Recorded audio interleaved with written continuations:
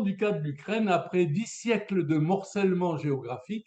Et la question c'est, est-ce que la langue est un vecteur de résistance pour l'un ou l'autre pays? Écoutez, je crois que la langue a été, dans tous les pays du monde, un vecteur très important de structure de la pensée. C'est tout à fait clair en France, par exemple, avec la langue cartésienne, qui se doit d'expliquer toujours le pourquoi et le comment de ce qu'elle fait. C'est notre attitude. Alors, en Russie, c'est la même chose, mais sous une forme très différente, puisque les Russes ont une langue complexe. La langue russe en tant que telle est une langue à déclinaison compliquée, à grammaire particulière, avec même le vocatif, qui est la façon de s'adresser directement à Dieu. Ceci pour dire que la langue russe a une forte influence sur la littérature parce que elle favorise sans cesse l'ouverture à l'irrationnel et à la complication. Dans cette mesure, il y a une petite ressemblance avec la langue allemande, elle-même complexe, et qui favorise la réflexion philosophique. Donc, en effet, il y a des liens clairs entre la langue russe et la littérature russe, aucun doute. Est-ce qu'on peut dire que la littérature russe, elle a une teinture plutôt révolutionnaire ou plutôt résignée? Et est-ce qu'elle est plutôt attirée par le rationalisme occidental ou l'émotionnel slave? Le rationalisme occidental et ce qu'on a appelé l'âme russe, beaucoup plus instinctive et beaucoup plus mystique, ont été en conflit en Russie même. C'est bien connu. Et les Français, étant des rationalistes montins, sauf exception, se trouvent là assez loin d'un peuple russe dont l'âme varie souvent entre l'exaltation, la cruauté et la compassion. Donc c'est un peuple assez particulier, mais qui nous ressemble quand même sur un point. Ce qu'on oublie toujours, c'est que la France est un pays centralisé et jacobin depuis toujours. La royauté absolutiste, puis le jacobinisme ont créé une tradition française très forte qui est un État fort qui s'impose avec une autorité réelle. Alors la Russie, c'est encore beaucoup plus frappant, mais c'est un point qui nous rapproche, car la Russie étant issue des Tartares, de leur brutalité sans nom et d'une implication extrêmement forte des empereurs de l'époque pour résister, je pense à Ivan le Terrible, a elle aussi, depuis toujours, un régime très centralisé et très autoritaire. C'est différent, je tiens à le dire, parce que les Français ne comprennent pas cet attachement de la France à la Russie. C'est très différent de l'Allemagne, qui a une tradition fédérale depuis toujours. C'est très différent de l'Angleterre, qui a une tradition commerçante et communautariste à travers l'Inde depuis très longtemps. Et c'est très différent des États-Unis, dont le fédéralisme est la structure même à travers de tous leurs États. Donc c'est une position très originale que nous avons, qui nous rapproche, nous et la Russie, depuis toujours. Rappelons-nous la visite de Gaulle en 1944, ce qui n'était pas du tout évident pour quelqu'un qui ne pesait pas lourd, mais qui était allé voir Staline et qui, à travers l'escadrille Normandie-Niemen, entre autres, avait jeté les bases d'une véritable coopération avec une Russie, un URSS à l'époque, qui était quand même considéré déjà comme un autoritarisme excessif. Des exemples concrets d'auteurs qui illustrent ce que vous venez de dire. Vous avez toujours eu un échange très fort entre la littérature russe et la littérature française. Rappelons-nous par exemple que les Russes parlaient français au XIXe siècle. Toute l'intelligence russe parlait français. Ce qui fait que nos œuvres, celles de Balzac, celles de Flaubert, enfin toutes nos grandes œuvres étaient très lues en Russie et très commentées. Mais à l'inverse, la Russie, à travers tous ces grands noms, Dostoïevski, Tolstoï, Gogol, etc., a eu une grande influence sur la France. Parce que, par exemple, Zola, lorsqu'il a écrit ses œuvres, disons, exigeantes sur le plan social, se sont nettement rattachées, comme celle de Gogol. Gogol, dans Les âmes mortes, décrit très bien une Russie livrée au mercantilisme et à la plus grande cruauté.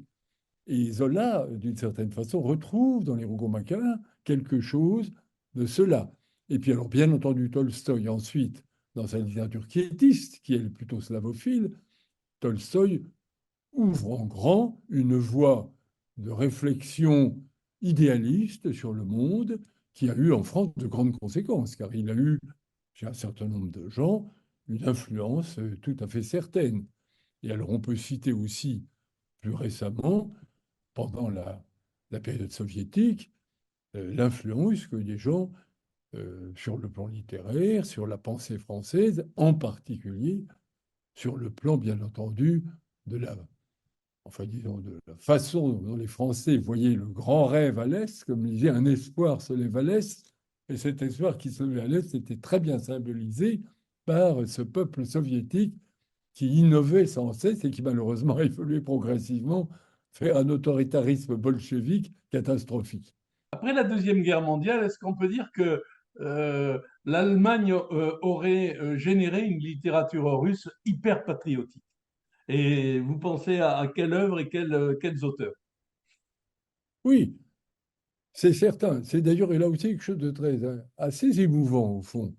La Russie, quel que soit son régime, a toujours fait preuve d'un patriotisme extrêmement fort. Rappelons-nous bien sûr les époques lointaines où, après les Tatars, il a su affirmer une indépendance russe qui se heurtait de temps en temps aux Suédois, aux Polonais, enfin un certain nombre de gens.